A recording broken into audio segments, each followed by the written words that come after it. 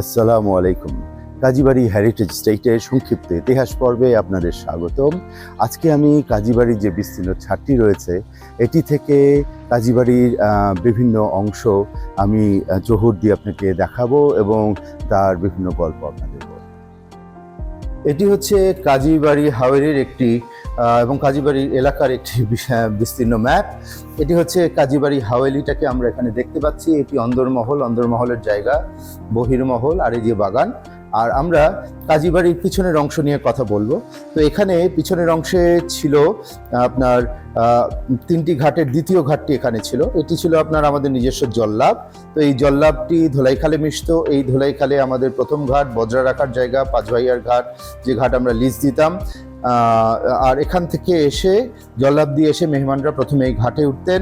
এই ঘাট দিয়ে সোজা এই রাস্তা দিয়ে এসে মেহমানরা 20 ফিট দরজা দিয়ে এইখান থেকে ঢুকে বহির্মহলে প্রবেশ করতেন।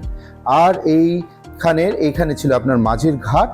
আর এই পিছনে ছিল আপনার বকশান বিবি। উনি হচ্ছে গিয়ে আমার কাজী আব্দুর রৌফ সাহেবের মাতা।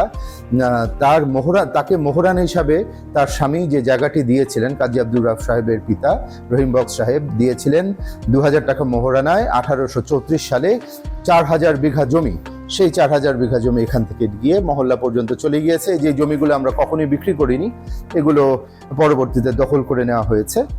তো এখানে হচ্ছে গিয়ে সেই কুয়াটি রয়েছে, যে কুয়াটি হচ্ছে গিয়ে আপনার বড়দাদা করে দিয়েছিলেন 1880-র আগে যখন এই ধোলাইখালে প্রচুর মানুষ এসে জায়গা দখল করা শুরু করে বা আসা শুরু করে, তখন এখানে যেটা করা হয় যে এখানে হচ্ছে গিয়ে তারা এইখান দিয়ে ঢুকে পড়তো, 20 ফিট দরজা দিয়ে ঢুকে পড়তো, বাগানে ঢুকে পড়তো, বাসার পরিবেশ নষ্ট হতো।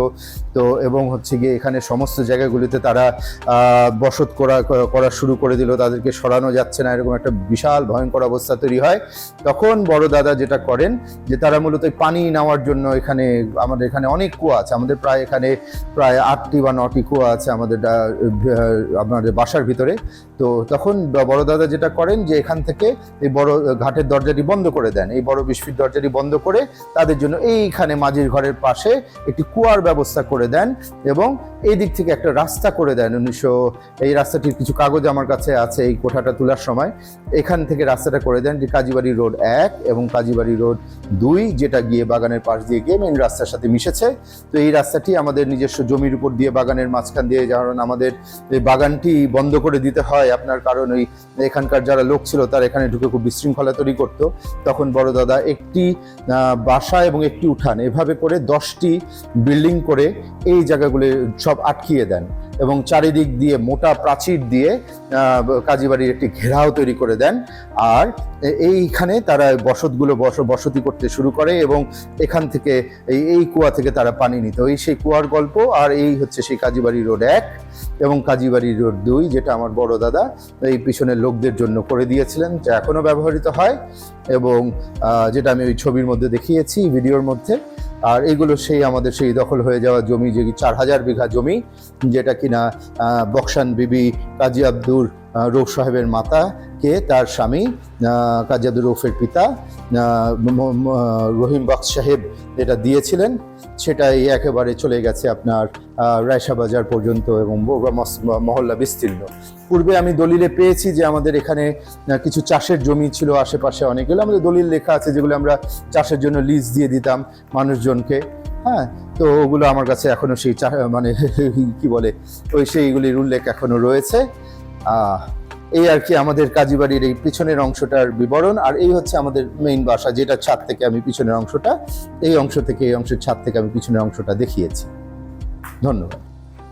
এটি হচ্ছে সেই কাজীবাড়ির ঘাট, মেহমানদের ঘাট দিয়ে ওদিক দিয়ে এসে এই যে নীল ছাদের ঘরটি দেখছি আমরা, যে এটি হচ্ছে মাঝিদের ঘর ছিল। এরপরে এই পাশ দিয়ে এসে আপনার এইখানে ছিল আমাদের মেইন 20 ফিট দরজা, ঠিক এই নিচে।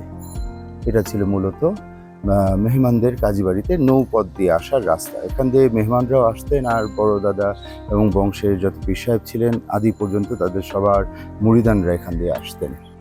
এই হচ্ছে সেই কাজীবাড়ি রোড 1। এটি এই কাজীবাড়ির পিছনে মাঝিদের ঘরের পাশ দিয়ে এসে এটি চলে গেছে কাজী দিয়ে। আজ এ পর্যন্তই।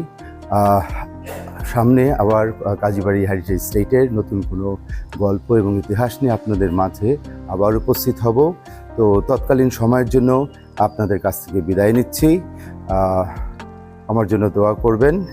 ইতিহাস ও ঐতিহ্য ভিত্তিক আমার এই ভিডিওটি ভালো লাগলে আমার এই কাজে উৎসাহ দেওয়ার জন্য আমার ভিডিওটি লাইক, শেয়ার ও সাবস্ক্রাইব করে দেওয়ার অনুরোধ রইল।